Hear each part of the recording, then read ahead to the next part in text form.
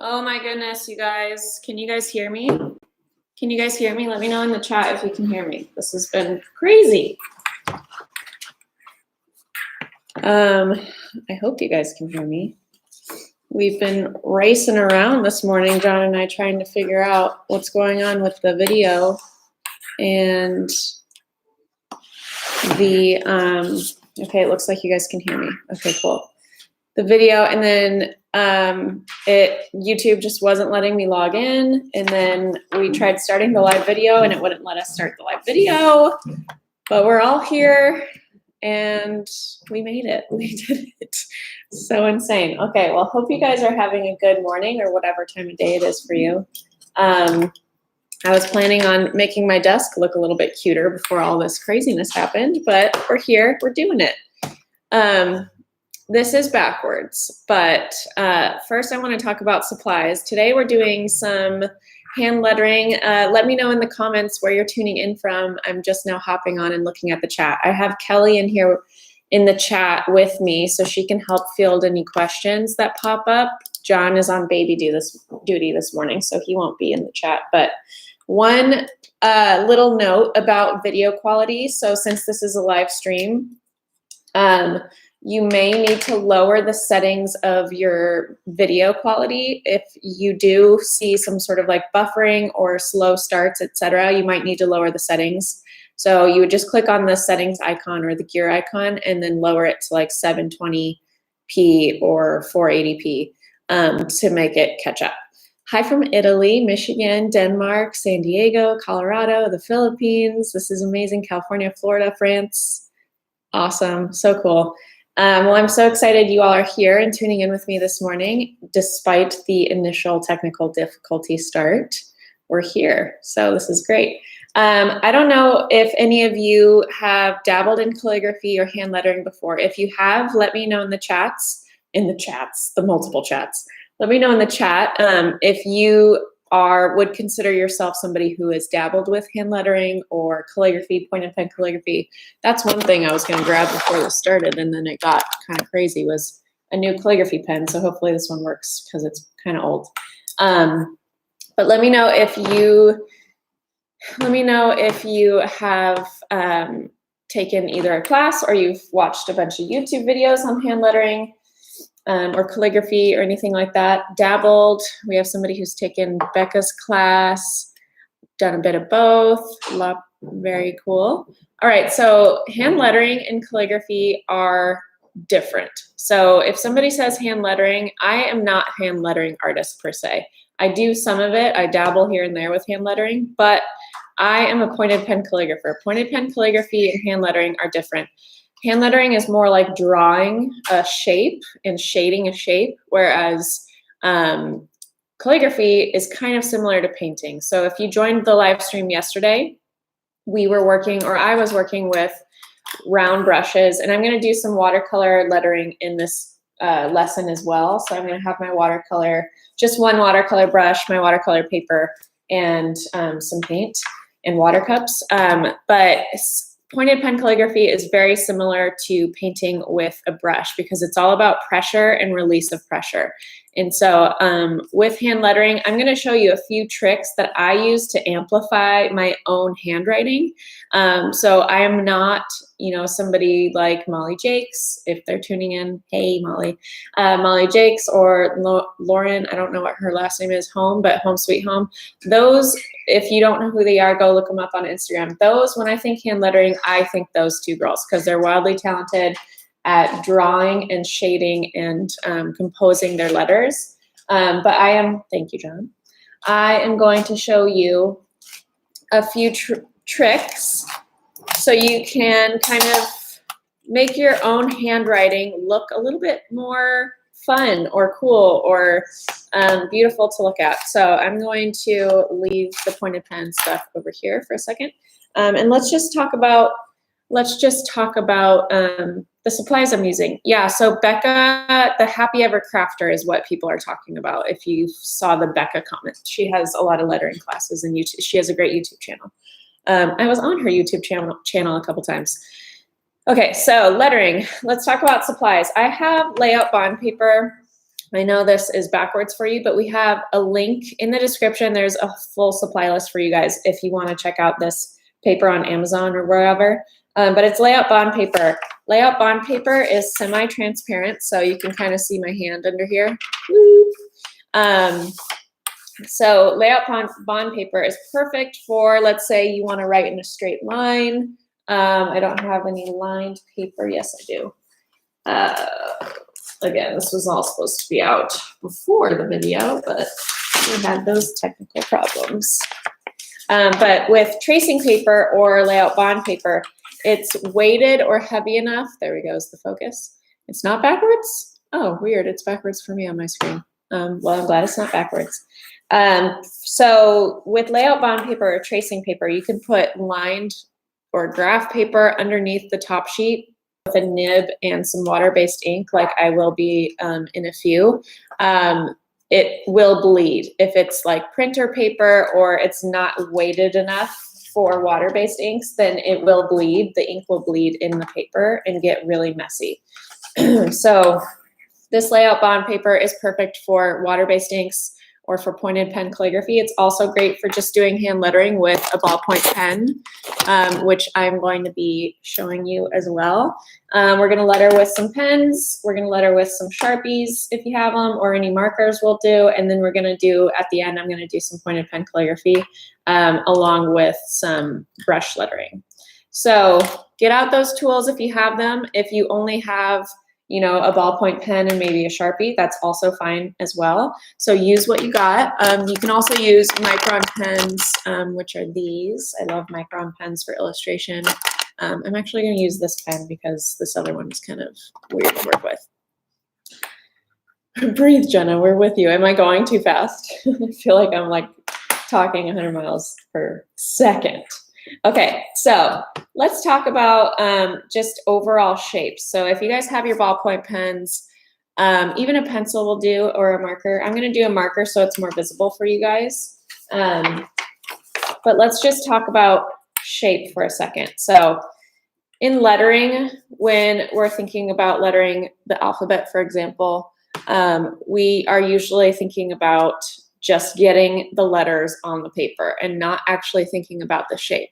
But I teach this all the time, no matter what I'm teaching, whether it's watercolor, illustration, and then with calligraphy and lettering, I'm always trying to get you, or trying to get the beginner at least, back to shapes. So if you're painting a bird or if you're lettering the letter A, it's all about analyzing the basic shapes of the letter. So for example, if I'm just handwriting, for example, my name, Jenna,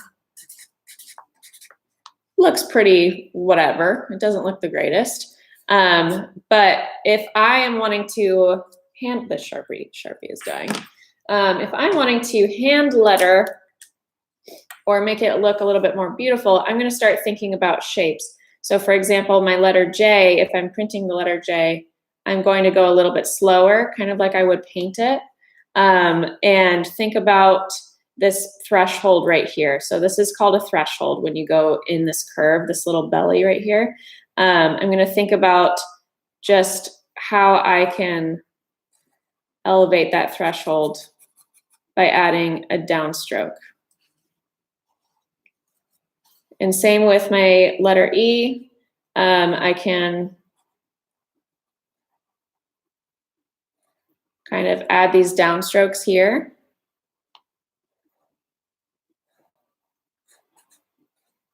And instead of going quickly through the letters, I am analyzing each shape. Obviously, this is more like kindergarten printing looking. I'm going to show you a few tools that elevate it even more. But if you slow it down a little bit and shade the downstrokes. So one thing to really be keeping in mind is your upstrokes should always be thin, whereas your downstrokes will always be thick. So with pointed pen calligraphy, the nib does that for you. But with hand lettering, you are the one shading in the downstrokes. So if you are, for example, let's just do this basic curve stroke. All of your upstrokes are going to be thin, but all of your downstrokes will be thick. So I am going to grab that downstroke right when it starts to curve down and bring out an S curve, and then bring that S back to where the middle point of that threshold is. So I'm going middle of the threshold to middle of the threshold with an S curve for the downstroke. So middle of the threshold to middle of the threshold. And the reason why I'm saying S curve is because there's a little curve at the top, little curve at the bottom. So it looks like this would be a backwards S. And then shading that in. So the curves at the bottom and the top of that S are really important because that's what's going to taper that downstroke off at the ends.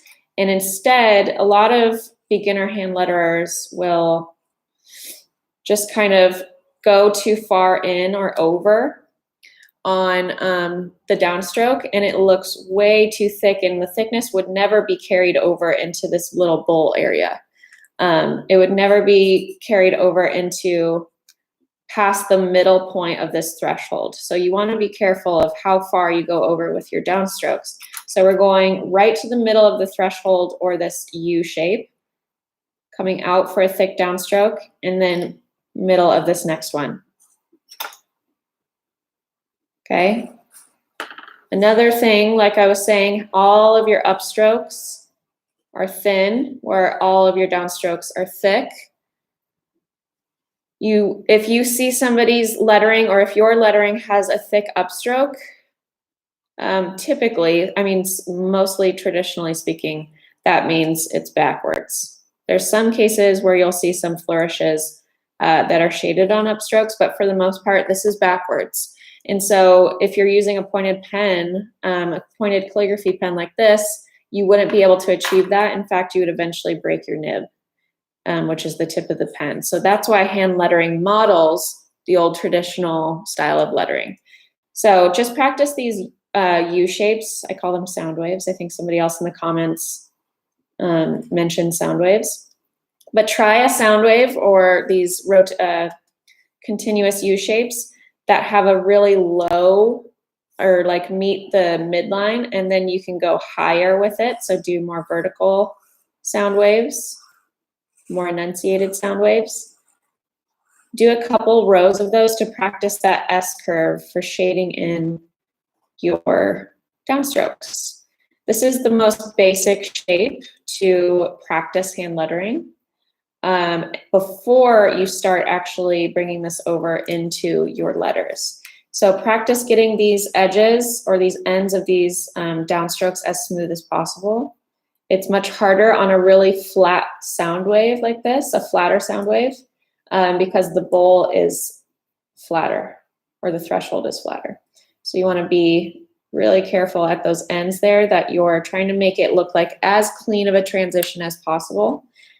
And another thing to keep in mind when you're hand lettering too, just as a side note, is you want the width of your downstrokes to be roughly the same width for all of them. So that consistency is really what's going to elevate your hand lettering from the rest. It's what's going to separate you from the rest of the hand letterers out there and just, you know, look cleaner and also more just effective and pleasing to your eyeballs. So try and notice if, you know, you're laying down your thresholds or your downstrokes, and they're starting to look kind of, one of them is thin, one of them's really thick, the other one's kind of medium. Try and get them to be the same width throughout the entire sound wave. And then going up here to this more vertical sound wave, this height or this angle of U shapes is way easier to apply your downstrokes or to shade in your downstrokes because you're going straight up and down instead of across.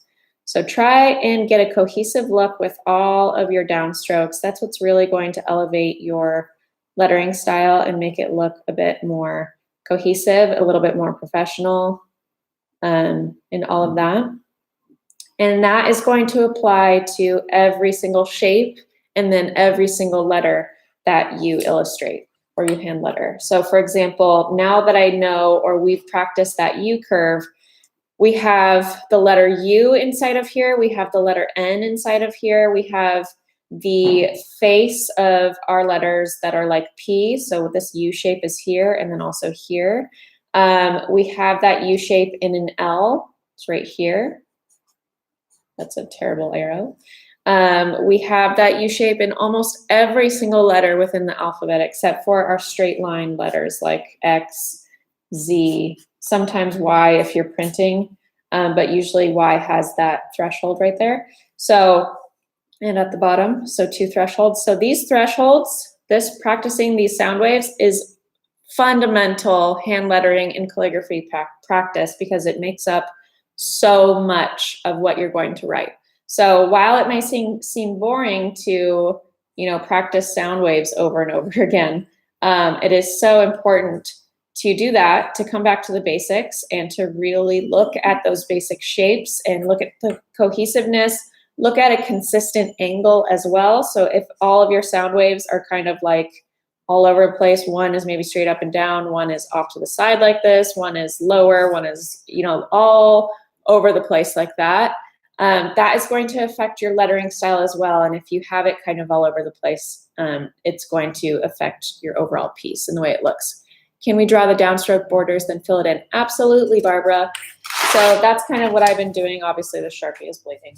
That's kind of what I've been doing on this. Let's get that out of here and put this underneath so it absorbs that. Even though I'm an artist, my handwriting sucks. So does mine. I took a calligraphy class, but let's just say I have a long way to go. Thanks for this live stream. You're so welcome. So my handwriting isn't the greatest either, but it's not about handwriting. It's about illustration and painting. Illustration and drawing if you're using a pen or a non-pointed pen, and then it's going to feel a lot more like painting if you're using a pointed pen, a calligraphy pen. So let's practice. If you have any lined paper or graph paper, maybe grab that. Totally not necessary if you don't. I know I didn't put that in the list of supplies, but it could be fun to kind of, for consistency's sake, try and aim for these next 2 rows of sound waves. Try and aim for a consistent angle and a consistent height, and then a consistent width with all of your downstrokes. So again, all of your upstrokes are going to be thin. This is the same for pointed pen calligraphy. I'm going from the baseline to the top line of this ruled line paper that I have underneath. A lot of calligraphy practice pads will also have a slant line that you can follow, which is super helpful, but just try and be mindful of that as you are illustrating these sound waves. So I am going to just go from the baseline, so this 3rd line down to this midline. So I'm not going all the way to the top for this first row of sound waves. So I'm just going to do these sound waves that are straight up and down. So my angle is more at a 90-degree angle.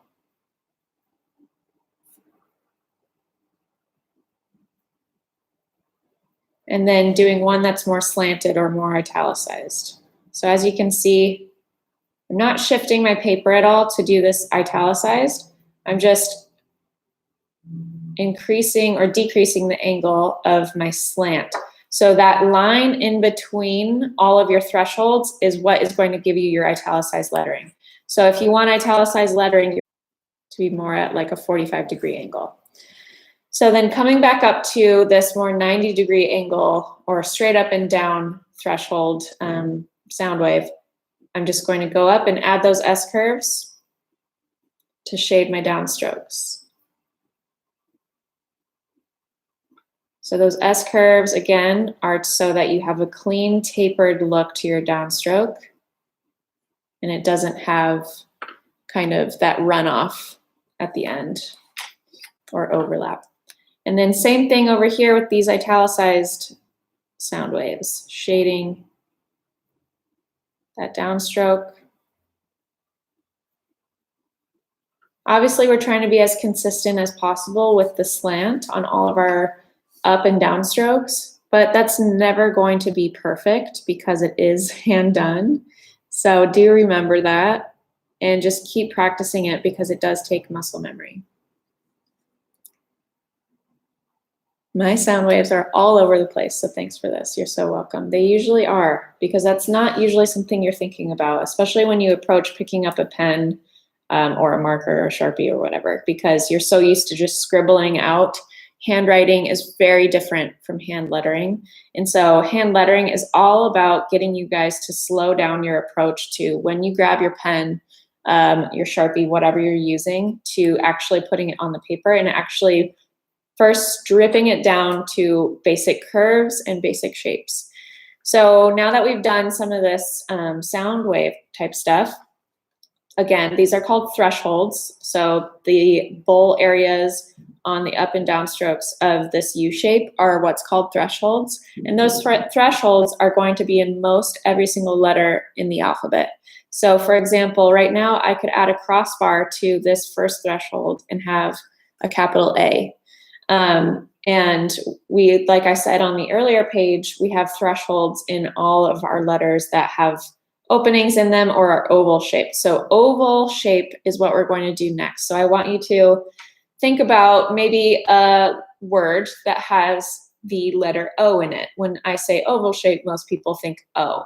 Well, when people think the word or the letter O, a lot of beginners, hand lettering, or especially with pointed pen calligraphy, O shapes are not as pleasing to the eyeball as ovals. So ovals have that nice threshold that is equal widths on both the top and the bottom. So, and it's more narrow than the threshold of a circle.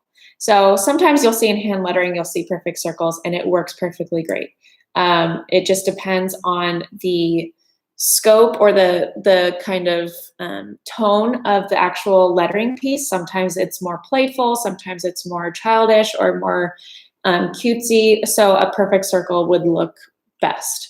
But for most lettered pieces, for something that you want longer tails or you want to look more elegant, etc., you want to use ovals. So just draw a few ovals on your sheet of paper, whatever paper you're using. If you're using transparent paper like I am and you have ruled paper underneath, then try and be consistent with it, the height of all your ovals and then the width of the thresholds for each oval. Try and be consistent. So you want a consistent threshold width for the top and the bottom of one oval, but then between all of your ovals. So I'm going to draw a bigger one so you can see this a little better. So just like I showed you guys with the sound waves earlier, all of your downstrokes are going to be thick while your thin or your upstrokes are going to be thin. So how did you draw that oval? You came down on the left, up on the right, most likely. So that is telling me that on the left side of this oval is where our downstroke needs to be. So we're going to still be using that S curve, but it's going to be on the inside, so it'll be a C curve. So we're going to be shading the inside of our ovals with a C curve so that it tapers off at the ends here, and then we can shade it in. So grab the middle of that threshold and the middle of the bottom threshold so that it's a nice tapered downstroke. And try again to aim for consistency, consistent widths for your downstrokes, widths for your thresholds, etc. So that O shape plus this sound wave, or this U shape, as I like to call it, make up pretty much all of your letters. So now that we have this O shape, we can add one of these U shapes for an A. So we have the spine here for a U shape. We have the face of a B is an O shape. So we can add a spine here. So this is a downstroke. Let's shade that downstroke. And this, when you write a B, the downstroke is on the outside of that O. So it's going to go over here. So think about how if you had a name with the letter B in it, or you were writing a word with the letter B in it and you were writing it really quickly, the O is easier to do. That's good to hear. And you were writing it really quickly, still analyze where the downstroke would be. So if you have the letter L, let's say, in your name, always be thinking, or the word you're writing, whatever word you're writing, always be thinking about where the downstroke would go if you were printing that letter or if you were writing in cursive of that letter. So this is obviously a cursive letter L. A printed letter L is quite boring, but you can add this little U shape at the bottom if you like. And then another fun little flourish that hand lettering artists do a lot is adding this little, I'm not sure what it's called, but that little serif at the end, or a little brush stroke look, if you want. So that would be more of a printed L versus a cursive L. So always be thinking of the shape of the letter. So let's now go to a more complex letter, like the cursive letter P or B. Let's do B. So for the cursive letter B, you're going to start at the baseline. I'm starting at, let's go down here. Start at the baseline for a straight line to the midline. And I'm stopping there. And then I'm going to illustrate an L shape. So I'm going to come to where I lifted my pen off, come out on the right, down on the left, and pick up my pen. And then I'm going to illustrate that O shape in the front of that B. So out on the right and out again. So I went up, down, down. So we shade this spine of that L shape. And then we're going to shade the front face of that B, or that oval shape for the B, like so. So that is a really complicated letter. If you're not familiar with cursive, if you don't really know how to write yet even, because I know we have some younger folks tuning in, then just stick with your basic shapes, drawing or writing those O shapes, and then adding in your U shapes to those letters. So if you're drawing an O shape, you can add your U shape to it, and just practicing those basic shapes. And another great shape to practice is the L shape. So practice the L shape by starting with an S curve like that for your initial hairline, and then curving around here for a U shape. And then you would grab that curve right here and shade it. So this line right here, this hairline stroke, this S curve, makes up crossbars, which is going to be like, for example, on the letter A, capital letter A, crossbar would be what's in the middle of that letter, that crossbar. So you see how it's an S curve, it curves on both ends. And so same thing with your upstroke for your L's, your upstroke for your B's is going to be that thin S curve. So thin S curve, then into a straight down stroke for your letter B. For the L, I'm shading on the inside of the U shape. So you're going up with this S curve and then down. So this is where pressure would be with a calligraphy pen. That's where it'd be thick. So then you go in here and you shade that. So anywhere you're going in the downward motion when you would normally be writing the letter, that's where you should be shading it. So then for the B, you started with this S curve, came around. Right here is where the pressure would start if you had a calligraphy pen, or right here is where you're starting to go down. So that's where you're shading it. Same thing with this L. You're going up. Right when you start to go down is when the shading should start. And then you come up again. So right when you start to come up again is when the shading should stop.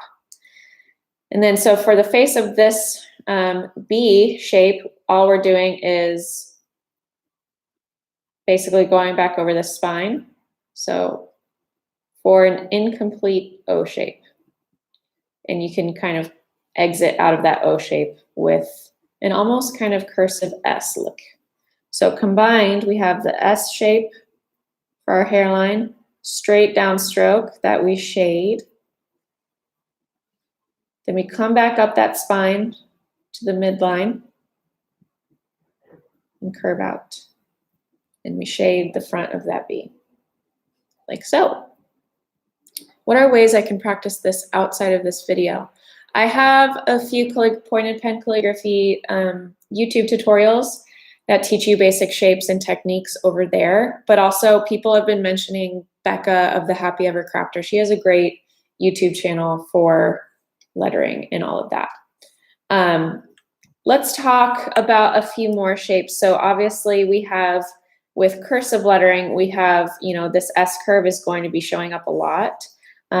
This S curve here, it's going to be your upstroke for a lot of your ascender letters. So ascender letters are when they take up the top half of in between your baseline and your top line. Does this work with pencils? Absolutely. Any tool. You can use a ballpoint pen, same thing. So you're going to be going up and down.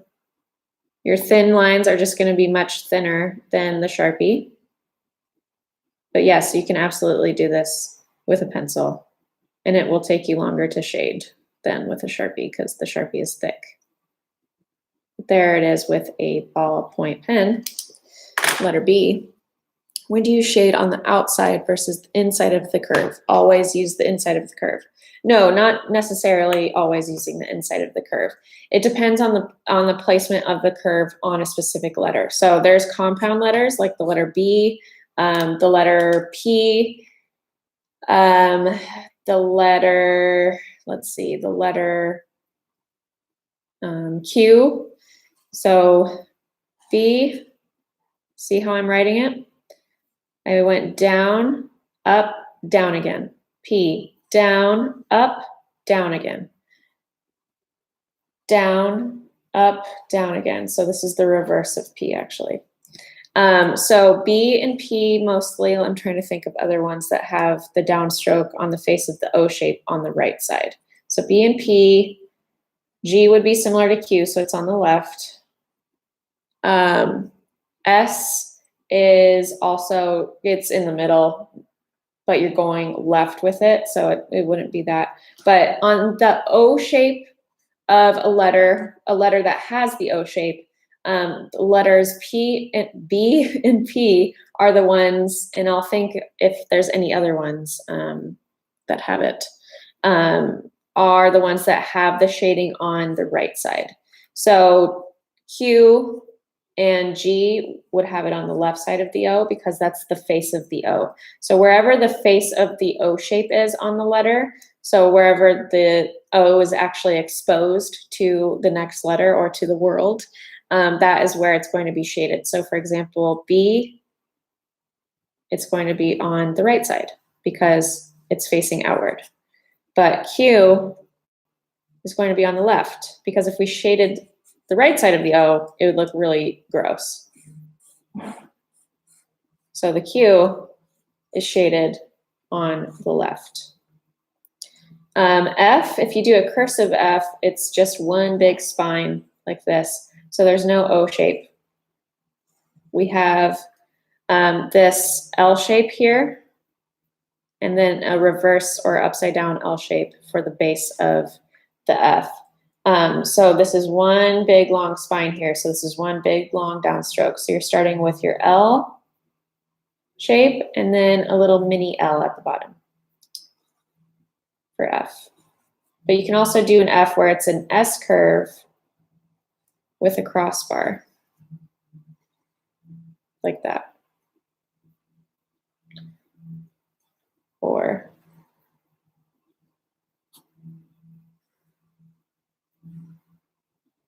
that. How about a D? D's face is on the left, so you're shading it on the left. So there you go. Wherever the face is pointing, that is typically where you're going to shade, because you wouldn't want the shading to be hidden inside of this crevice here next to the spine of the letter. So one more thing, K, there is no O shape in K. There's just a spine. And then unless you're doing a cursive K, then you would have this mini O shape here. And so in that case, the face of that O shape is pointing outward. So we're not going to shade it in here. We're going to shade it right there. And then a little shading here because this is a downstroke. But if you're doing a printed K, wherever the downstroke is, that is where you would be shading. So we have a downstroke here, we have a downstroke here, and we have a little downstroke here. Okay. Couple more things, and then I'm going to move on to some lettering tips for brush lettering, if you guys are into that. But do you use capital letters? I absolutely do. I'm not really going to cover capital letters though, because they're a bit more complicated, and there's so many different types of learning levels here that we're probably not going to get into that. Do you shade on the left or right side of the line?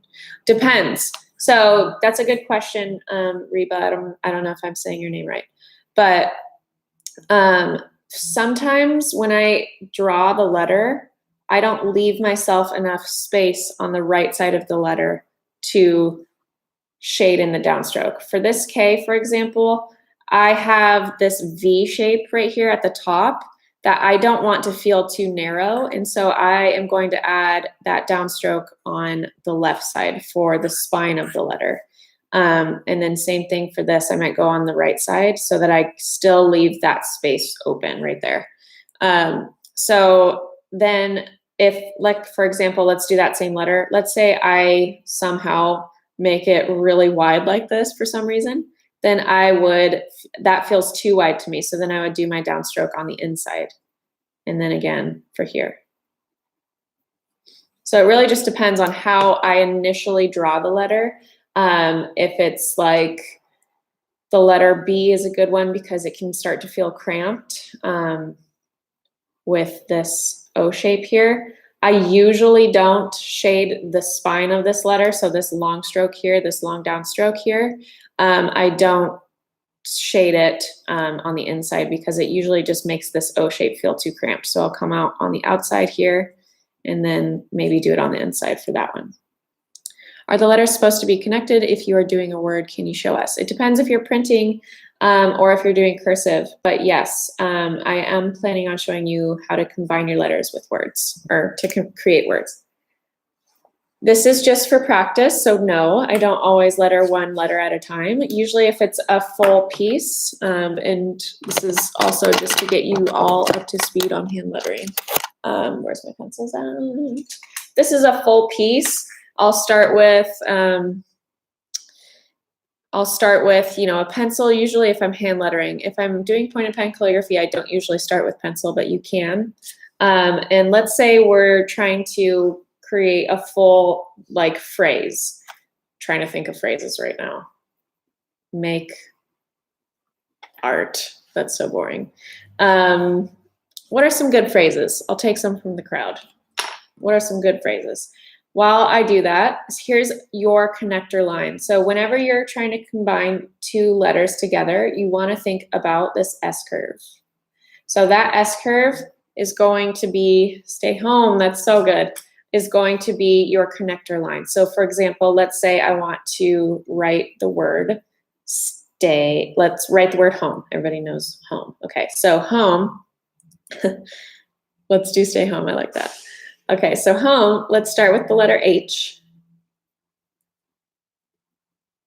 So I've got my letter H here. If I pick up my pen and I keep writing like this and write each individual letter, making sure I'm focusing on consistent width in all of my thresholds. So these curves are thresholds. So all of those thresholds, you're trying to achieve consistency.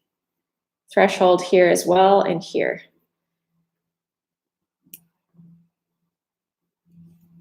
So one thing I'm going to note about this question about a C is a downstroke. So do you shade the whole, and then it says L. But C isn't an entire downstroke. So C has a downstroke in it, but it has these small upstrokes. When you start the letter C, you're starting with this curve here, and then you apply pressure, or you come down, and then you go back up. So right there is where you add the shading. Same thing with E. This shape here, when you start it, right here is an upstroke, and that is an upstroke. Okay, so obviously this would be printed. We're printing the word home, and we're shading it to appear like hand lettering, or to be hand lettered. And we're shading all of our downstrokes. So I'm shading, this is a downstroke. I went down here, I went down here, here, here, here, and here. But let's say I want to connect my letters. let's say I want to connect my letters. So let's write the word home. We can be very minimal with our cursive, and all we need to focus on is this S curve. So if you're not super comfortable with cursive, then just don't stick to all the loops and all the frills. Just write how you would print the word home. So let's start with the letter H, H. And right when this next or second downstroke is about to end, bring it right into an S curve. So there's your S curve. And then from there, after you've completed that S curve, come back over the top of that S for an O. And then you'll have this little C curve in between your M. Print your letter M just like you would print it. And then at the bottom of that M, you're going to have an S curve coming out. And you can pick up your pen right here and then just print the letter E, because your downstroke is going to cover up where you picked up your pen. So then we'll go back over all of that and shade in our downstrokes. Shade in where we picked up our pen. Right here, there's an obvious kind of dot where I picked up my pen, so I'm obviously going to shade on the left side of that downstroke to cover that in. So our S curves are essentially the lines or the connector tools between our letters, most of our letters. The letter O, you would typically just go into a C curve, and depending on the next letter. But for the most part, oh my gosh, you are just using an S curve to combine your printed letters to make it look like cursive. So yeah, some markers will allow you to apply pressure, just like calligraphy, to shade in the downstrokes automatically. So similar to I see the Crayola broadline markers are coming up. Tombow also has a great brush pen, so it'd be the same thing. I don't know if you guys will be able to see this color, but if I'm writing stay home, for example, my hairline is thin, and then when I come down, I can apply pressure and it does the thickness for me. So same thing with T, apply pressure, lift that pressure right at that threshold, and then start the A over here for my O shape. Pressure, pressure, release, pressure, release. So stay. So on all of, if you are using a brush pen or watercolor brush or whatever, you do want to make sure that all of your downstrokes, you're applying pressure, but then right when you start to curve into that threshold, you're releasing pressure. So it's right at about, if you're doing this U shape, it's right at about 7 o'clock on clock. Yes, this is Tombow. Whoop, whoop, whoop. Tombow ABT brush marker pen. Stay. So this is where all of your hairlines are going to start. So you're going to go pressure, release, pressure, release. So if we're doing our sound waves like we did in the beginning, pressure, release, pressure, release, pressure, release, pressure, release. So I don't have to go back in and shade, which is nice. Stay, home.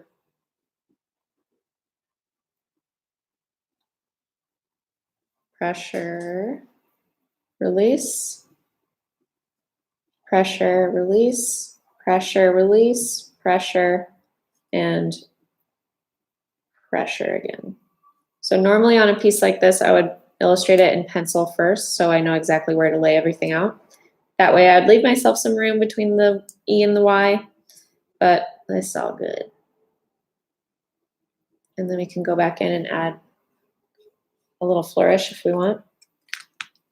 So the difference between a ballpoint pen or a pencil or a Sharpie versus a brush pen or a brush with paint is obviously that you can apply pressure to this one on your downstrokes and it will give you that calligraphy automatic.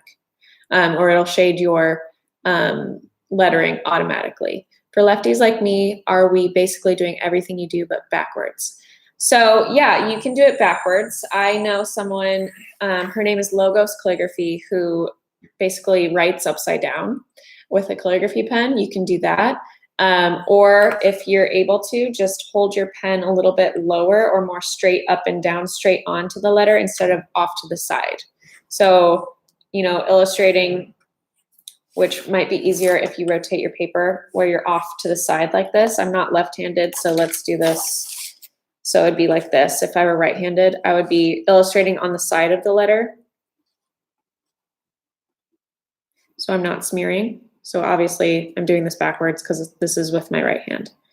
But this would ensure that you wouldn't smear. So you could go back in and do that.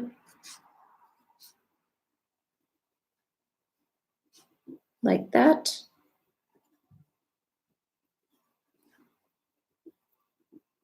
So you're basically writing on the side of the letter by rotating your paper. So you just rotate it really sharply on the left. Let's see if I'm missing some questions. If in the letter K is all downstrokes, do you shade all of the strokes? Typically, yes, I do. But this third downstroke here, this little bottom one, is much thinner of a downstroke than the others. Just stylistically, it's what I prefer. So it's totally up to you. If you want to shade all of the downstrokes, it's traditional to do so. But if it's looking too cramped to you, then obviously do as you please. How do you get such thin lines going up? Does being left-handed affect it? No. Rotate your paper if you're struggling, if the angle feels weird or you feel like it's adding more pressure. But I'm not sure if you're referring to the Sharpie or to the brush pen, but it's like you're barely even touching the paper. So you're barely even touching it. And I have about a 45-degree angle on the pen. I have a 45-degree angle on the pen, so I can use the tip of that pen. So as you can see, it's a really thin tip, so you can get it that thin. So, but if you are lowering the angle of your brush or your marker or whatever you're using, if it's lower to the paper, then you're going to be using more of the actual tip of the pen. So you're going to get a thicker stroke. But the higher up you go, or the more pointed you are with it, the more of the point you're going to use. So if you want to get thinner with your strokes, just have more of a vertical hold. So and then little to no pressure. And then as you come around, you apply that pressure, release, pressure, release, pressure, release, pressure, release, pressure, pressure, pressure. So maybe shift the angle of where you're holding it. If you're holding it too low, then you're using the side or the belly of the brush, and you're just going to get a thicker stroke no matter what, unless you're really careful with your pressure. So right now I'm holding it with the side, and I'm still doing my hairlines, and they're thinner than my downstrokes, but they're thicker than the ones up here. And same thing with my downstrokes. My broad lines or my downstrokes are thicker down here than they are up here because of the angle I'm holding my brush. So angle is really important to pay attention to. Could you please make a capital G? I sure can. So a cursive capital G is going to start with a reverse S curve to this little C stroke here into the downstroke. Great.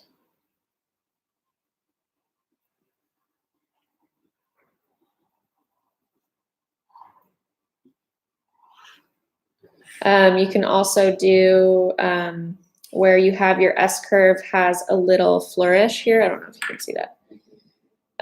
Where you're starting at the baseline, give it a little loop in the center.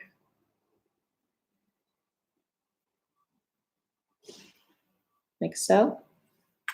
Little G.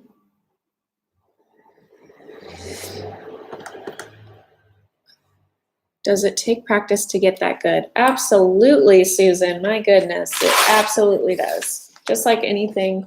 I have been doing lettering and specifically pointed pen calligraphy for the last 8 years.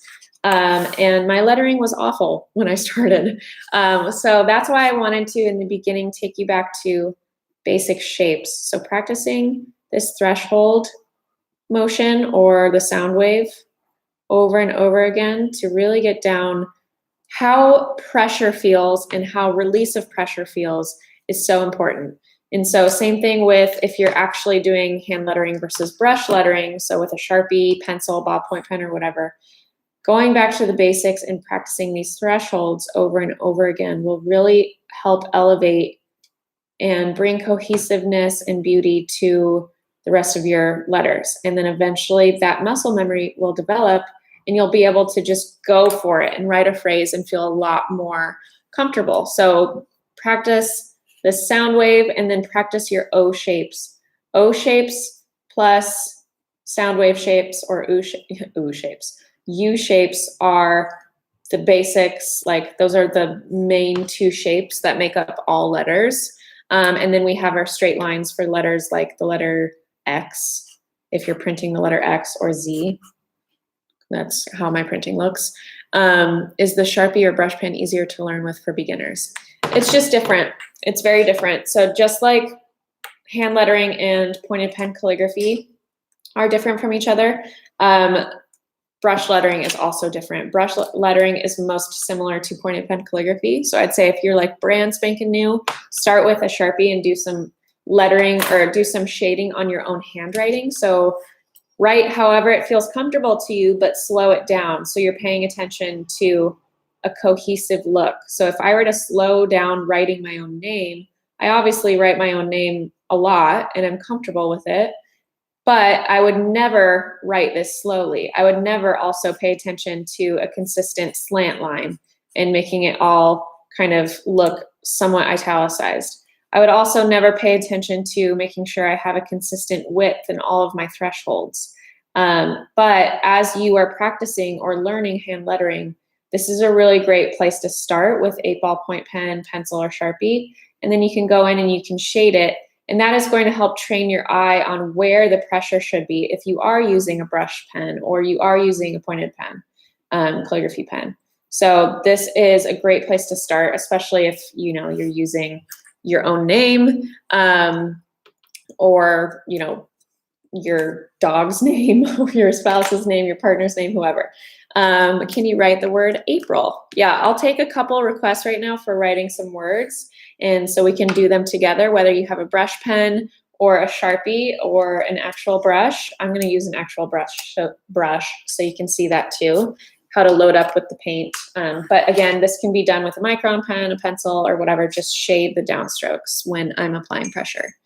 So I'll write the word April. I'll need my watercolor paper for this. Can you do lowercase b? B is hard, yes. Okay, so I'm gonna grab some Scarlet Lake in my watercolor palette. I have a lot of water on my brush, a lot, so that I can work really fluidly with this brush so that it can bend and snap back into place really easily.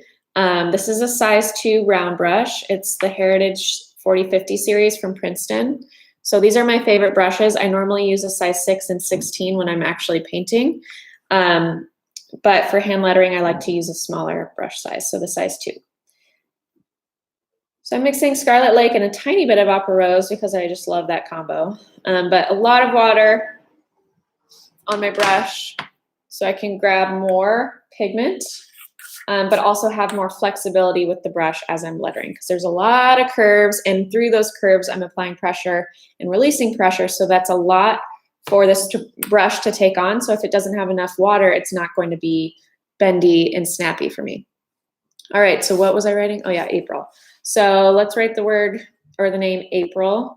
And I don't have lines underneath me, so I'm just going to kind of eyeball it, but I'll show you a little trick for if you don't have lines to how to overcome that. So I'm starting with a C shape for April, and on the left is my downstroke, so I'm applying pressure. I have about a 45-degree hold with my brush, so I'm about 45 degrees away from the paper with my brush. I'm not straight up and down, I'm kind of off to the side. So I'm using the side of my brush, not the point of my brush like this. I'm not pointing this way, and I'm not up and down like this. So I started with a thin threshold at the top, and then you apply pressure, Release that pressure right as you start to curve in. Bring it up for an O shape. And the fun thing with watercolor brush lettering is that you can have multiple values of one color within one letter or within one word. So I'm not necessarily going back to my pigment to get more pigment, but I can also just go to my water and just grab water. And now I'm going to add the spine or the U shape of that A here with pressure. Release that pressure. Come about to the middle of that next letter, which is going to be P. So this is all lowercase. I might grab just pink. Let's maybe do an ombre look with our word April. So I'm going from red to pink and then maybe to orange after, and then maybe let's do yellow after. So I went to the middle of the face of the P. So the P, you can kind of just imagine it being here. I went with this hairline, I went to the middle of where that opening or that O shape would be on my P so that I can just skip that part, cover it up with this downstroke. So P, and then try to go equidistant from this top half to this bottom half being similar length. So downstroke, you apply pressure, release the pressure on all your upstrokes, apply pressure here, then release pressure right at that bowl here. So right as you start to curve in and go up, that's when you should release the pressure because any across stroke or upstroke is thin. So little to no pressure on your up and across strokes. So now I'm going to start to go gradually grab some orange. This is cadmium orange in my palette, and I still have opera rose on my brush, so it's going to be like an orangey pink because we're going gradually from red to pink to orange. So now I'm going to grab where I left off from that P, loop out for that S curve to connect to my R. So that little loop in a cursive R is a downstroke, and then you come across, so you release that pressure, then you apply pressure again here, April, come up, you're going up, so there's little to no pressure. I'm gonna grab just water, apply pressure and cover that up. Go to the middle of the next letter, which is A. And I'm gonna grab some orange with mostly yellow.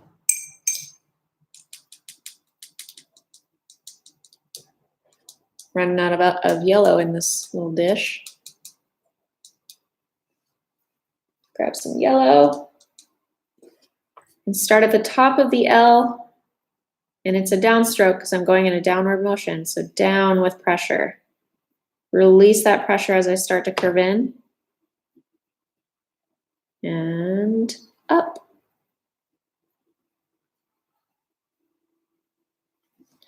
And then I'm going to go back in and dot that I. Here we go. All right, so a little ombre. Let's lift this so you can maybe see it a little better. So as you can see, it's got that nice gradient effect between red, pink, pink, orange, orange, and yellow. But all of my up or across strokes are thin. So with using the side of my brush, I'm able to lift off that pressure when I'm going up or across. It might be easier for you if you're not comfortable with cursive to print it. Let's do the word love next. April, love. So the L shape, we'll start with the downstroke. So it's going to be thick. Release that pressure here and come up with this little U shape here. And you can lift your brush up there. I'm just going to grab water. So we have a light pink on my brush. And then I'm going to cover up where I lifted my brush up with a downstroke. So I'm going to print the letter O. O here, pressure, release, and then meet where I started. I'm going to darken that a little bit so you can see it better.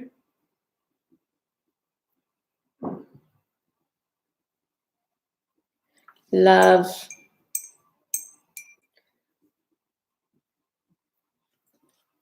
And then we'll just come right here at about 2 o'clock on this O shape and give it this C curve to connect to our V. Downstroke, release. Same thing with O. The V is going to have this little, but lower little C curve.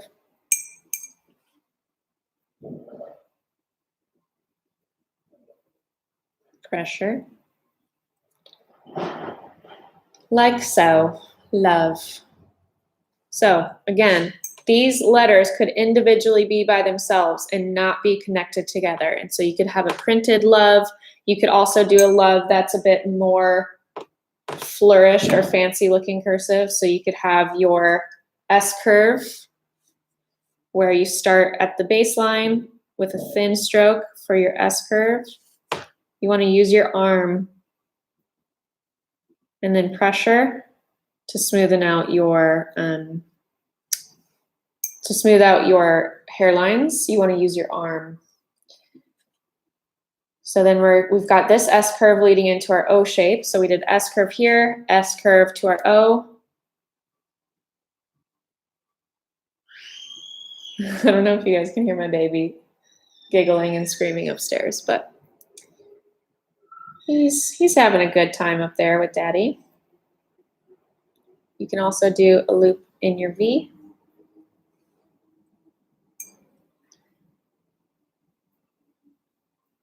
So only where you're coming down is where you should be applying your pressure. So all your downstrokes. So use your arm. What do you mean? Let me take off my jacket so I can actually move my arm across the paper.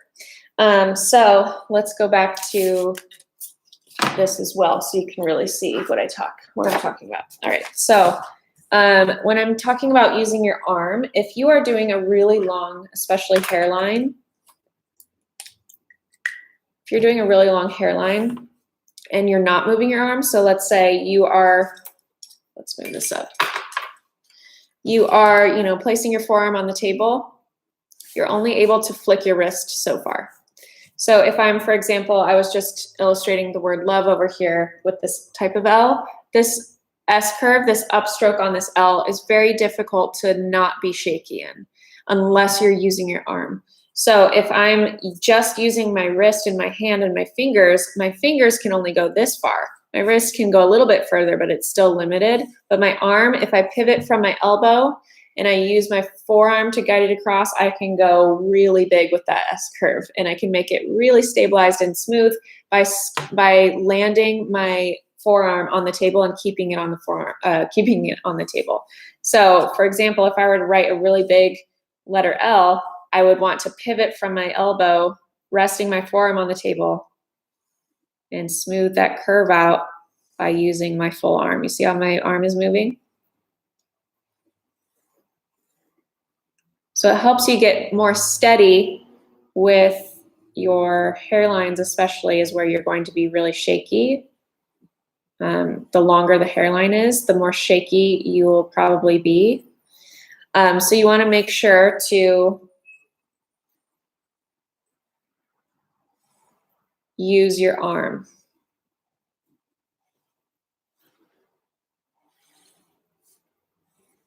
You will still use your fingers and your wrist, but you will definitely want to make sure to use your arm to help smoothen out. I don't think smoothen is a word, but we're going with it.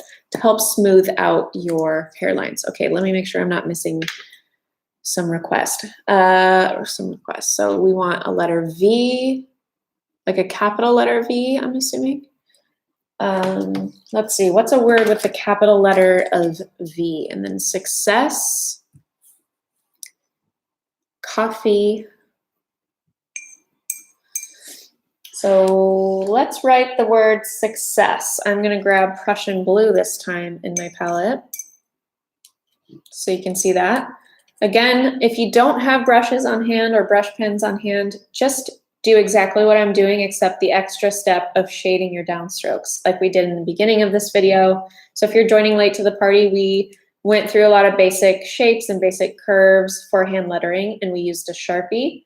but you can use a pencil or a ballpoint pen, etc. And I'm basically applying that overall aesthetic to brush lettering right now. But with brush lettering, with a brush pen or an actual paintbrush, you can apply pressure on a round tip brush and it will get wide for you so you don't have to go back in and shade. And then because it's a round brush, it also has a fine pointed tip so you can get really thin strokes or upstrokes. So victory is the V word. All right. So I've got Prussian blue on my brush. And again, just like lettering up here, I'm starting with a slanted hold on my brush and I'm pointing the tip of my brush to the letter. I'm not pointing up at it, I'm pointing on the side of it. So I can use the width of the brush for all my downstrokes, but then also just kind of slant it a little bit more or point it up a little bit more so that I can use the thin tip of the brush. So I'm making sure I have a lot of water and a lot of pigment on my brush because I want a dark blue. And I want this to be really mobile and flexible, so I need a lot of water. So I'm going to go here for the letter V. So let's start, we're doing a capital letter. So let's start thin here at the top of this capital letter and then apply pressure. So that little curve here, it's really just a tiny detail, but it helps kind of elevate that letter just a little bit and make it look a little bit more classy. So I'm going to darken this a little bit so you can see better. So pressure. Release. It looks just like our sound waves that we did. And then I'm coming down again, so pressure.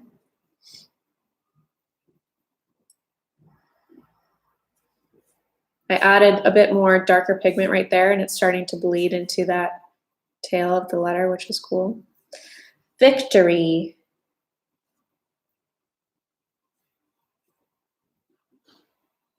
So down, up.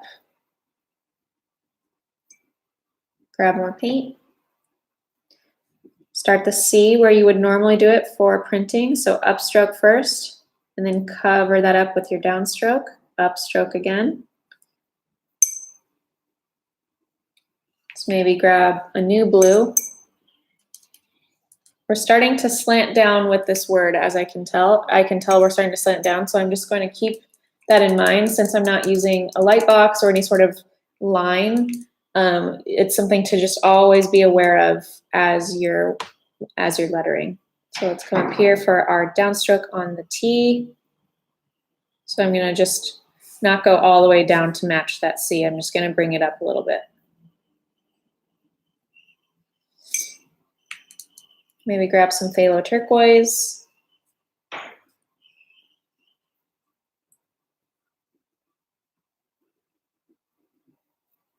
Then pressure, release.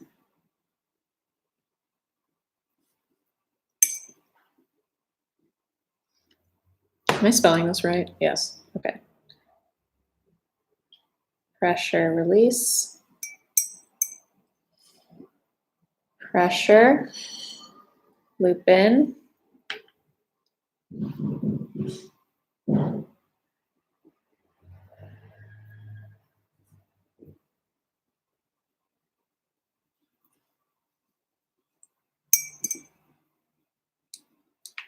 Go back to this T color. S curve. Victory. I know I'm such a bad speller, especially when I'm focusing so hard. I like completely forget what I'm doing. Okay, so that's the letter, cursive-ish letter V, or just a fancy printed V. And it was very basic, nothing too flourished or complicated. You're just gonna start with this little threshold, which is a thin line, then your downstroke. So apply pressure, release that pressure as you start to curve in. You see how that's a backwards S curve? So you start to curve in, and then a forward-facing S curve when you come out, and then just give it a little bit of width at the base of that for a little serif. Like so. Okay, write a letter V. You can hear them, okay, so cute. Can you write the word success? I did see a question. I'll come back to the letter or the word success in a second. I saw a question about a left-handed person. Let's see. I have a question regarding nibs. Using the brush feels impossible left-handed when I go forward in the letter, like at bottom of letters curving upward. Brush is at wrong angle to keep going.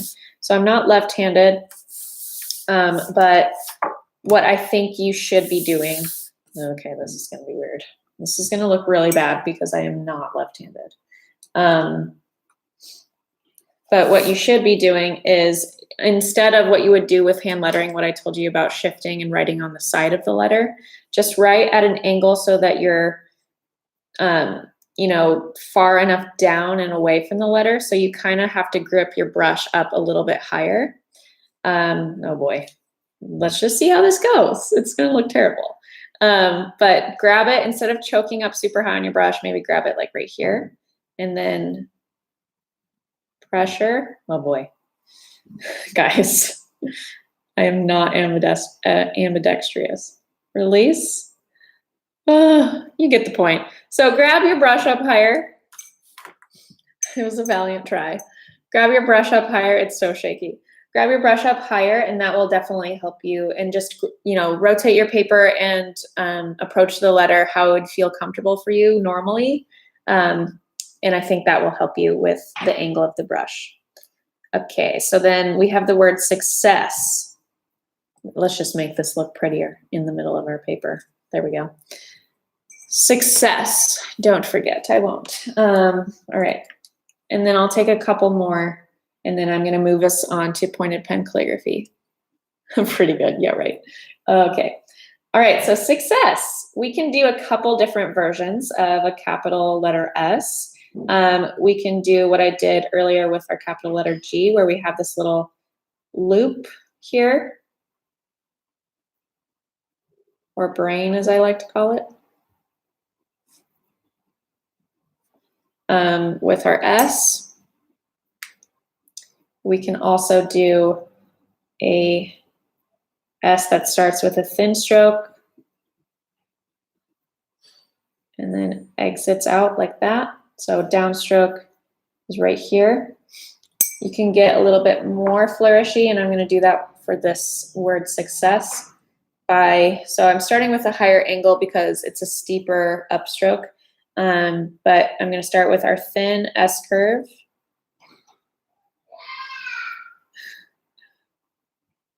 Downstroke, so it's thick. Release that pressure.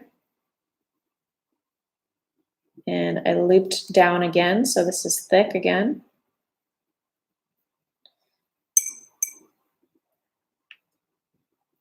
Success. Pressure, release. I'm back to a slanted hold. Pressure, release. Grab more water. Write my C. Pressure, release.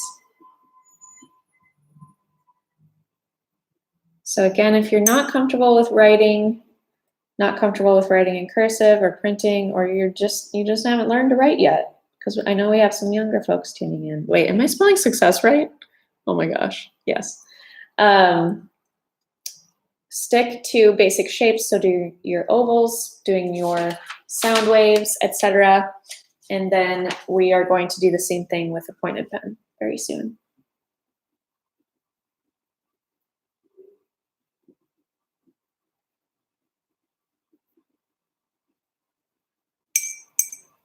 I am spelling it right, okay. So the double S is tricky and weird, but you're basically coming out of that E. You're going to come down and then do another hill right here and then come down again. Woo! Thanks for joining, even if you're tuning in late. When you did the R, do you loop the brush versus using the belly of the brush? Either. It really depends on how comfortable you feel. So what she's meaning is, when I did the word April up here, let's see if anybody recommended another word with a lowercase r in it. Argentina. We can do that. That has two. No, it doesn't. Oh my gosh. It does not have two R's. don't know where I got that from. So Argentina is long, so let's swap here, and I'll show you that R. Actually, okay, yeah. So it's an upside down V shape, so little to no pressure here for this S curve, and then downstroke, so apply pressure. When I come up, you can either use the side or the belly of the brush for this loop here and press. So I did it there. Or what she was also asking is if you actually loop the brush like that. So it really depends on the letter that's leading into it. For the most part, I'm using the belly of the brush like I just did there. Coffee.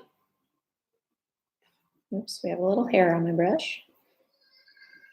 R. Started a little low with this, so I'm gonna do a funky looking G because I'm cramped for space.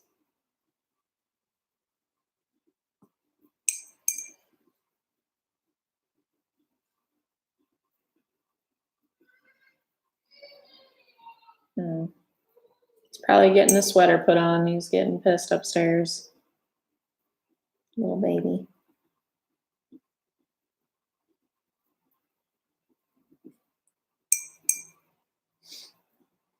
This is a size 2 brush. 2 round brush from Princeton. It's their Heritage 4050 series. I have it linked in the supply list in the description on this video. Argentina. There you go. Got a little cramped for space down here, but that's that word. We're just lettering all over this paper. And now let's do coffee. I'm doing it upside down because I don't want to smear. I think if you were to do the entire alphabet in caps and lowercase, you would please everybody in one way or another. That is very true, but I'm showing how to write words. So that's that. I also have a calligraphy ebook if you want to grab my entire letter guide. The ebook is, it has all of my letters in there, etc. So I'm not showing all of the letters because we showed all of the shapes that make up letters. So all of these shapes will make up every single letter in the alphabet. And I'm encouraging you to be adventurous and do it on your own and write some letters and words on your own practice. But you do need to practice how to combine your letters for actual words. All right, so copy.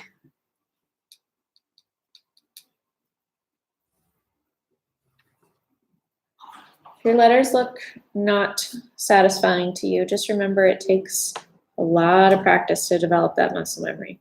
So for the capital letter C, I'm going to have, oh, there's the baby. Scared me, dude.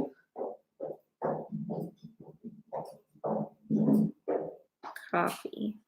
You don't have to do your capital C like this. This is just what I'm doing to show something different. How do I spell it? Oh, shoot. Where'd it go? I know it's spelled different. La, la, la. Where'd it go? How do you spell coffee? Not the, there we go. O. Double F. Double F is a tricky one, so pay attention here. Looping in for that L shape, but going below it. Below it. Going to the middle of the next F and picking up my brush. Creating that L shape for this next F. Middle of the E, picking up. Starting to hit that wet L with my hand. So this is awkward. E, down, downstroke, upstroke, downstroke, cross. There you go. All right, so let's move on to some pointed pen, and we're still going to be talking about, oh, I guess I don't need to take them. We're still going to be talking about the fundamental techniques of how to form your letters,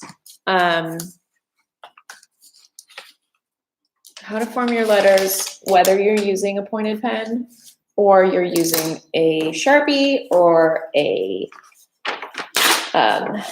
paintbrush, whatever you're using, you're still going to be applying a lot of the techniques that I'm going to be covering in this. But let's talk about, let me open this. Let's talk about the supplies that I'll be using for pointed pens. So I have a Bras, or Brauza if you're fancy, Bras Steno nib, also known as Blue Pumpkin. We have this linked in my supply list as well. And this nib is perfect for beginners. I love how stiff it is, but it's also still really flexible. There are some beginner nibs out there like Nico G or Zebra G that are just so stiff. It hurts my wrist and it's just difficult to get a really nice thick downstroke. But similar to hand lettering and to brush lettering especially, we are going to pay attention to where there's an upstroke and then where there's a downstroke. Any of your downstrokes are going to be when you apply pressure. And when you apply pressure on your nib, where's a good angle? When you apply pressure on your nib, do you see that? Those two parts of your nib separate. These are called tines. Those tines separate, and that is what creates the downstroke. So this is a formal, traditional style of lettering, and that's why it's influenced how people make their brush lettering pens. It's influenced how hand letterers shade their downstrokes, etc., is because of the way a calligraphy pen works. And so when you are going in a downward motion with a calligraphy pen, if you're applying pressure, it's going to separate and create that wide stroke or broad line for you. And so the paper that I'm using is still this layout bond paper that I have linked in the supply list, and then also in the calligraphy ebook if you want to download that as well. It's going to have a lot more calligraphy instruction in there for you, including supplies and all of that. But then I'm also going to use this lined paper underneath, and I'm going to tape it down, try and find where it's centered. I just have washi tape here. You don't have to tape it if you are working. Yeah, it was actually a cat name. It wasn't the actual coffee. So I didn't misspell it, guys. It was somebody's cat's name, I think. All right, so I've got that taped down. So I have my lines all set and ready to go if I want to write in a straight line. But basically Blue Pumpkin or any nib that you would use for pointed pen calligraphy is going to have this tip. If you don't have this, my pen doesn't have that at the nib, then you're probably not working with a pointed calligraphy pen. So nib and pen holder is pointed pen calligraphy. You're probably working with a brush or a marker calligraphy pen or something like that, because these should come to a tip and you should be able to apply pressure and get some sort of thickness out of it. And then, so along with that, you have the belly of the nib, or sorry, the eye of the nib. This eye insert opening here is where the ink flow will come out. So the more pressure you apply, the more ink you're going to push out. And so you'll have to dip your pen about every 3 or 4 downstrokes. Definitely low on ink in that jar. You'll have to reload your nib or your pen with ink about every 3 or 4 downstrokes, depending on how large you're writing. So I'm just going to fill this with some more Sumi ink. Sumi ink is what I use. I buy the big 12 milliliter bottles so that I can have refills on hand. All right, bought mine at Walmart. That's probably why. Yes, that is definitely why. I buy all my calligraphy supplies from Paper Ink Arts. Here in the States, you can also find them on Amazon. We have links to them in the supply list that is in the description of this video. All right, so just like I showed you in the beginning of this, very beginning of this live video, this live art class, we are going to want to pay attention to shapes. in all of our letters. So we are going to start with our sound waves, because these sound waves, or this U shape, is what makes up a whole lot of our letters. And so obviously, if I were just bringing my pen down and up and not applying pressure, it would look like I was just writing with a ballpoint pen. But when I apply pressure, so when you apply pressure with a calligraphy pen, you want to make sure to not push down or pull down with your fingers. You want to pull down with your wrist or your forearm. And so any downward motion, whoa there, cat. My cat just scared the crap out of me. Any downward motion with your calligraphy pen, you want to apply pressure with your fingers, but not drag it down with your fingers. So you want to make sure to drag it down with your arm or your wrist while applying pressure with your fingers. And the reason for that is a calligraphy pen nib, a traditional calligraphy pen nib, is made out of metal. And so it is really, and it's usually a fine pointed tip like this. There are some flatter nibs that have a wider tip, but typically if you want those really thin hairlines, I'll write bigger, don't you worry. But if you want those really thin hairlines, you will, and then the thick downstrokes, you will scrape and scratch the paper if you are pulling your nib down like this with your fingers instead of using your full arm. So what that looks like, I'll do this a little bit bigger. So what that looks like if I'm doing straight downstrokes is, watch my arm. I'm going to apply pressure with my fingers because it's a downstroke, and bring my arm down with the stroke so that I can basically distribute even pressure throughout the nib so that it doesn't scratch and rip my paper. So if you are ripping your paper, then you're applying way too much pressure. You're being really aggressive. So try to be a little more delicate. But basically, I like to stabilize my paper with my left hand, and we are going to create these sound waves. So release pressure, pressure. And then I'm running out of ink. Release pressure, pressure. My arm is moving down. Release pressure, pressure. Release pressure, pressure. You do not want to hear that scratch sound. I don't know if you guys can hear that. But that scratch sound is a notification from your nib saying, please stop pushing me around with your fingers. This is very painful. I'm scratching the paper and getting little threads of paper caught in my nib, and it will eventually stop your nib up and stop it from working.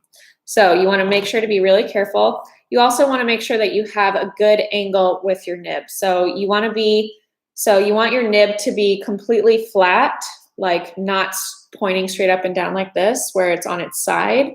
So you want it to be totally flat like this, or just a little rotated up with the right side rotated up a little bit. So I don't know if you were able to see that. It's really hard to demonstrate. But let's say the desk is right here and I'm writing right here. You want to make sure, oh my gosh, backwards. You want to make sure that your nib is parallel to the paper, or it's up on the right side just a little bit like that. You don't want it on its side. This would be upside down. You want it completely flat or up on the right side just a little bit. That's the left, but just to show you. Up on the right a little bit. So that you have an even distribution and your hairlines aren't too scratchy. Another thing you want to keep in mind is you want the handle of your brush to be about 35 degrees away from the paper. So if you're pointed straight up and down like this, you're going to get that nasty scratch again. So you want to play with the calligraphy nib and really let it do its thing without coming in the way. And in order to do that, these sharp angles, so pointing it up straight and down like this, or gripping your fist really hard around your pen holder, etc., is going to create that scratchy noise. That scratchy noise is your nib letting you know that it's too much stress on the nib, or there's too much of a steep angle, etc. So what you want to do is lower the angle of your pen holder to your paper, and then on your upstrokes and across strokes, you're applying little to no pressure, then applying pressure on your downstroke, little to no pressure, pressure, no pressure, pressure, and so on. And then as you start to see that opening in your nib start to become empty again, is when you want to fill that with ink. pressure, release, pressure, release, pressure, release, pressure, release. So then bye Sharon.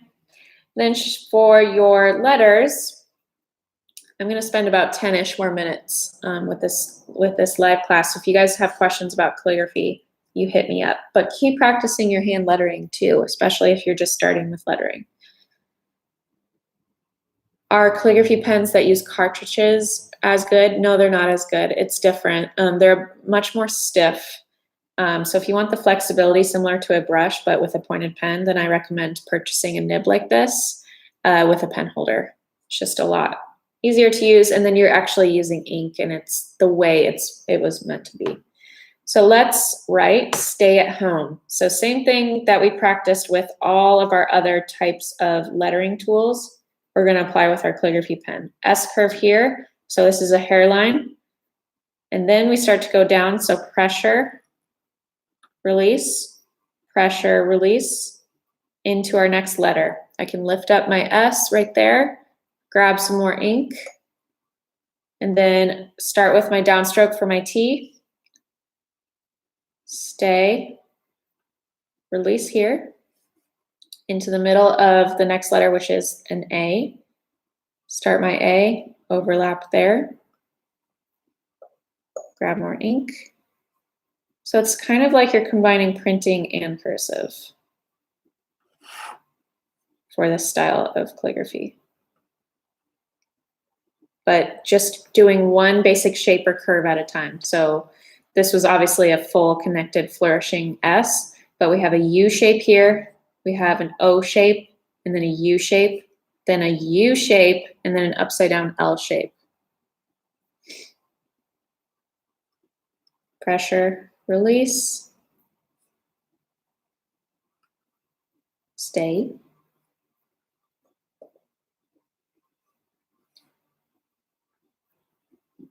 S curve, thin because it's in a cross stroke, down. When you run out of ink like that, all you got to do is just go back in and color it in. Stay. Home. Stay home, people. Stay home and practice art. Imagine how good you could be at lettering or watercolor if you kept up practicing your creativity during quarantine.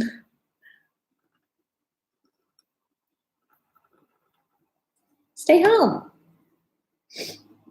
Someone mentioned earlier how some letters don't take up as much space and asked, how do you gauge your spacing to keep it looking good? So it's not about the space that the letter takes up, it's about the space between your letters that you need to pay attention to.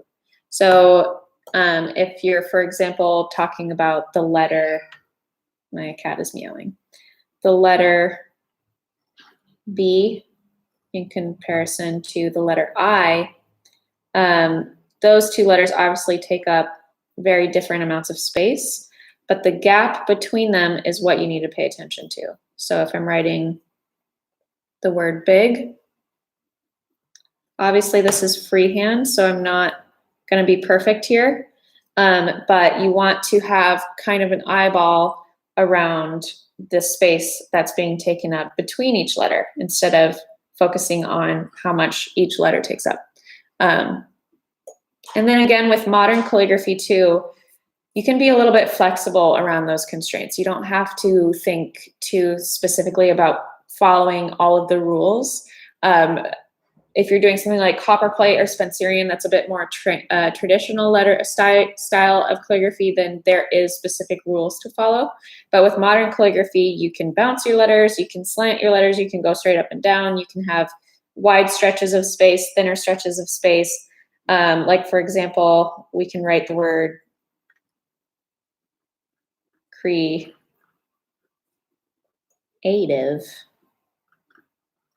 with really flat S curves in between each letter.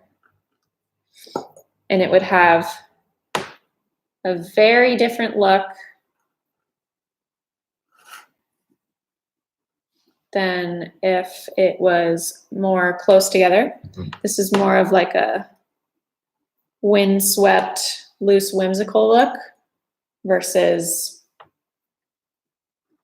something that's tighter. It's a bit more clean, maybe modern, you could say. Creative.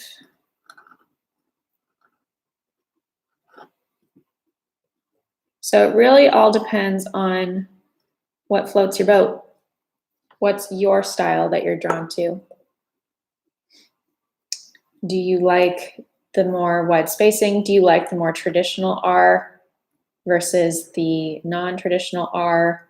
Do you like to add flourishes to your letters? Like, for example, on your C, could you maybe add a basic crossbar to it? That was a janky R.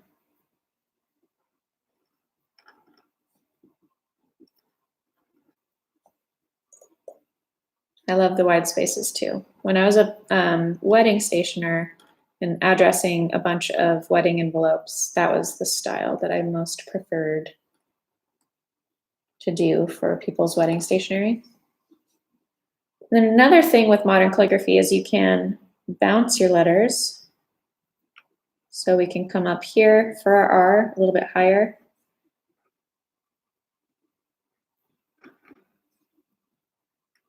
And every other letter is kind of bouncing around that baseline.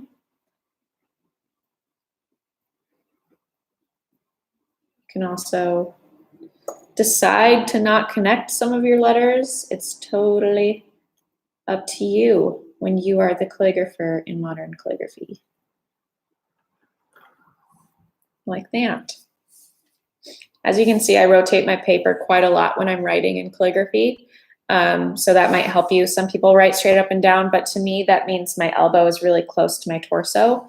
And I like to have the ability to move my arm across like this. So that's why I rotate my paper. And I also like to write more italicized than straight up and down. And so writing on the side like this, pulling the pen towards my body, but having my paper on the side is going to help give it italicized lettering. All right, so that is some basic calligraphy. Let's just take a few words for recommendations for writing a few words. I'll write a few words for the last few minutes here for you guys. So if you have a word that you'd like to see me write, maybe that's something that's more generic that everyone can write. So it's not maybe your name, maybe it's like a word that you struggle with, or a word that can mean something to everyone. Should I practice on lined paper, and should I keep my letters in between the lines? If you're practicing on on lined paper with water-based ink with a pointed pen, a calligraphy pen, it's going to bleed. So I recommend practicing on something that's more durable, like this layup bond paper, but with having lines underneath. The lines will help you, even if you are just starting to practice. They will help you. It's not completely necessary, but it will help you with consistency and developing that shape, really clean shape. So it definitely is helpful if you have a transparent paper like this with some lines underneath.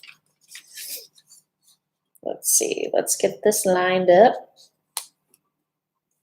Imagine, possibility, happy, good words, guys. All right. Let's start with imagine. Jane says she has a free calligraphy workbook that you can use. It has lines. Oh, thank you, Jane. Whoever Jane is. That's very sweet of you. We love you, Jenna. That is so sweet. I guess. So let's start with imagine. So we can do, a basic capital I, but kind of flourish it with these crossbars. Imagine all the people living for today. Ooh. Just got a little John Lennon in there. Imagine. Are you from Oklahoma? I am not. I am from California. So that had a lot of ink on my pen. And so there's a big blob right there. It doesn't look terrible, but I am going to redo it. So when you dip in your ink, you always want to make sure to swipe a couple of times so you don't get that blob situation. But here's another way you can write a capital letter I. It's a more traditional cursive way of doing it. Another thing stylistically for modern calligraphy is a lot of my downstrokes, my like kind of secondary downstrokes, I personally do kind of a more thin approach to them. So like the first downstroke will be thick and heavy, and then the second one will just kind of be a hint at a downstroke. I do have kids. Well, I have one kid. I have a baby. He's 13 months. So there's Imagine. I probably wouldn't use this capital I with this style of lettering for the remainder of that word. It just doesn't fit. I would use that capital I. What's some other words? Possibility, that's a good one. So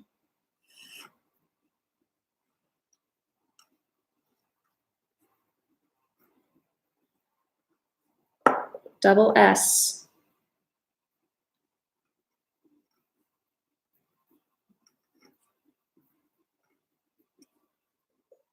Possibility.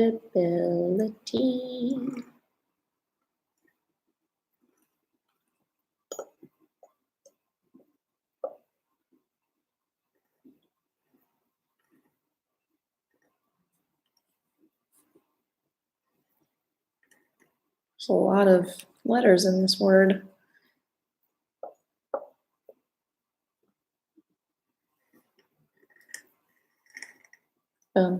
Possibility.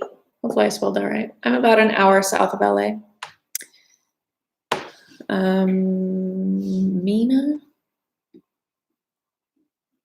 Okay, let's see. What are some other words? Happy, that's a good one. Happy. S curve into a downstroke. Upstroke, downstroke, upstroke, downstroke, upstroke, downstroke, upstroke, downstroke, downstroke.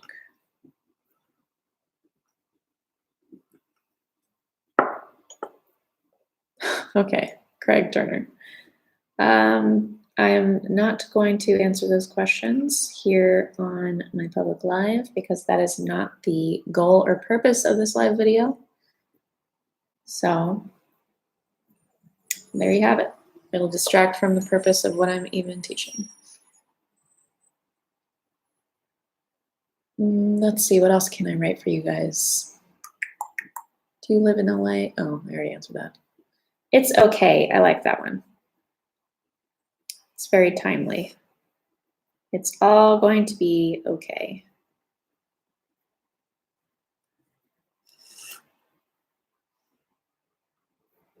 It's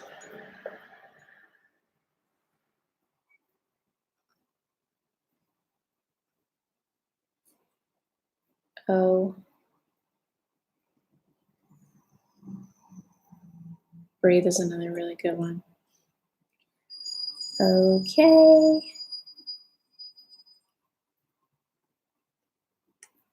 It's okay.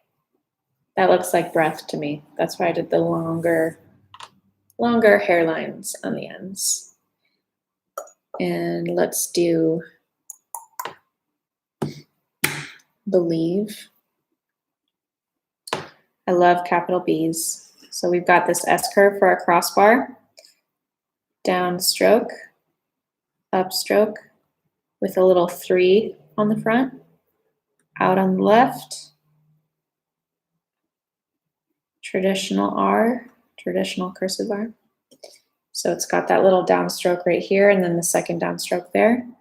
We can pick up our pen and start writing E, A,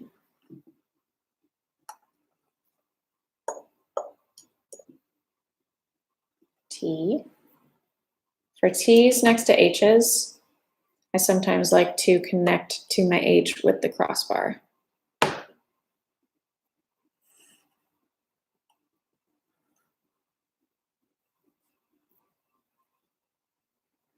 Breathe.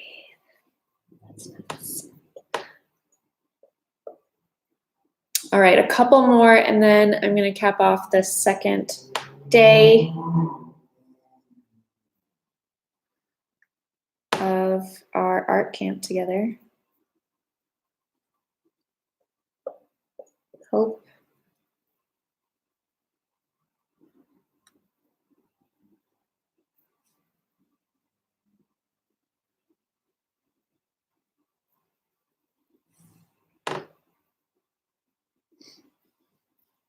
Glad you guys are learning a lot. There's a lot covered. We went from lettering with ballpoint pens and Sharpies to brush pens and now to calligraphy. So we were all over the place, but all of the fundamentals and all of the meat of what I've talked about in each style, so with each tool, can be applied to the other tool. So it's just all about approaching it with the mindset of looking at shapes and curves and then combining them with your S-curves. Let's see, one more word. Let's do thank you. Because that's how I'm feeling right now. Thankful for all of you guys for tuning in, telling your friends and family about art camp, spreading positivity and creativity, because there's nothing like being creative during times like this where you're probably bored inside, or you're stuck, or you're sick of being stuck inside. You know, it's a really great way to ease your mind. So, thank you. All right, so that is that for the calligraphy, but let's kind of reassess so you guys can be sent off on the right foot, or recap so you can be sent off on the right foot for hopefully continuing your practice at home today or throughout the week, or doing a 12-day long, dull, boring job remotely. Oh shoot, yes. So this is a good distraction for that, for sure. When you write cards, do you have any tricks for placing the words in the right place on the page? For example, centered. That's a really good idea to, let's see if I can grab an envelope or something. So, oh, I have my greeting cards that I made for Papyrus. So one more little thing, and then we'll go, or then we'll recap and then we'll go. So if I have an envelope, this is a good thing to talk about because envelopes are popular to have lettering on them.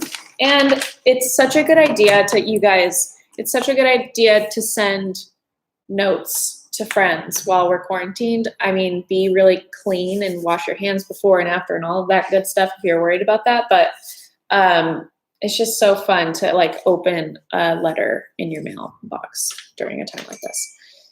Okay, so if you're wanting to center, like let's say somebody's name or something, yes, tomorrow's session is 8 p.m. Pacific, and it's a floral illustration class. So bring your pens, and same type of paper will do. Printer paper will also work. So any type of paper will work. Yes. So if I'm trying to center and I'm not penciling out beforehand, I'm just thinking about eyeballing where center is. And then let's say I'm writing the name Miles. That's my son's name. Let's say I'm writing Miles. The middle of that word is going to be the letter L. And so I am looking, just eyeballing with my eyeball that the L is going to be here. So the Y would be here, the M would be here. So it's really nothing special, but I'm just, you know, making sure to plan it out beforehand before I actually start writing so that I can kind of land as close to middle as possible. Miles.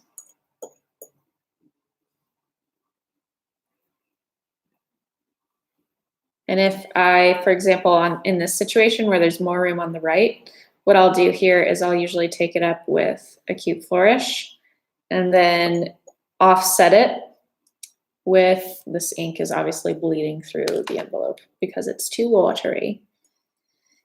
But then I'll offset it with where I start the second letter or word. So rainy would be over here so that it's kind of like I meant to do that. But if you're really wanting to be precise about centering, then you would want to have some sort of guide, either pencil it out beforehand, or if you're using a light colored card or envelope that you're writing on, if it's white or light colored, then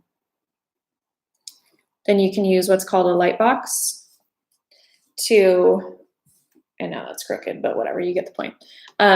You would use a light box, and the light box can show your paper guides or your center guides through your paper that you're writing on, and so you can see through the paper if you're using a light box. If you don't know what a light box is, I have it on my main supply list. So if you go to my website, jennarainey.com, you can download that supply list there. That's my main supply list with all the supplies. The one in the link of this description, the video, is a shortened supply list version of that for the art camp. But that list will have a link to the light box that I use, and it will help you have guides that show through whatever you're writing, through your paper or whatever. Eyeballs. Okay, let me see if I missed any other questions. What time is tomorrow? Session tomorrow. Get excited. We are going to be doing some floral illustration. Let me grab some inspiration. So we are going to be doing stuff very similar to this. Don't worry, it's not as complicated as it looks. Anyone can do this. I know not everyone knows how to write letters and words, like not everyone in the household. So if you had kids come with you today, you know, hopefully they were able to just kind of grasp the basic shapes. But floral illustration is much more basic than it may seem. And so I'm going to, let's find a good one. Not the eyeball. I'm going to teach you guys how to illustrate. Of course, it's going to be like one of the bottom ones. How to illustrate some florals using basic shapes. So we're going to do a piece similar to this one. And it's going to be from basic shapes. It might look intimidating. I swear to you guys, though, it is very, I'm not going to say very easy, but it's easy to do. Because we're going to draw circles, and we're going to draw curves, and we're going to draw S curves and C curves, and it's going to be much less complicated than this, but it's going to look just as beautiful. And then we're going to apply patience. So 8 p.m. Pacific tomorrow time. 8 p.m. Pacific tomorrow. I staggered the times because I have a worldwide audience. And so if you can't make it live at 8 p.m., then there will be a replay just like this video and the one we did yesterday on watercolor basics. So if you can't come to it live, make sure you watch it Saturday morning, or, you know, the next moment you are bored and you have time available, watch the replay. And then on Saturday at 12 p.m. Pacific, we will be doing a color theory course with watercolor where we'll be painting something similar to this. And then the fruit piece, which I had yesterday and I can't find right now, of course. But the fruit piece, and there it is, this little rainbow U-shape situation. That will be Saturday. So Friday or tomorrow, 8 p.m. Pacific time, we'll be doing floral illustration and then color theory on Saturday. So make sure you tune in. Again, if you need some supplies, go to the description of this video. There's a link for it. I'm so excited. You guys look very excited for tomorrow's class and Saturday's class. Those are going to be awesome classes. I love teaching both floral illustration and color theory. I hope you enjoyed today's lesson, and I hope you're encouraged to write all the phrases. Make sure you post if you practiced any of these phrases today with your Sharpie, your pencil, whatever you used. Make sure you tag hashtag JR Art School and tag me on Instagram. I would love to see what you've been practicing in your living room or wherever you're posted up in your bedroom, your kitchen even, but continue to practice. Like I said earlier, it's all about muscle memory. So the more you practice, the easier it's going to become, the more natural it's going to feel. And all of that practice in hand lettering is also going to help you strengthen that muscle memory for painting as well, for like shapes with fruits and florals, etc. So keep it up. Hand lettering is important. Don't let hand lettering and cursive die. So keep it up, keep practicing it, and I'll see you on Instagram. Until tomorrow, I'll see you on tomorrow.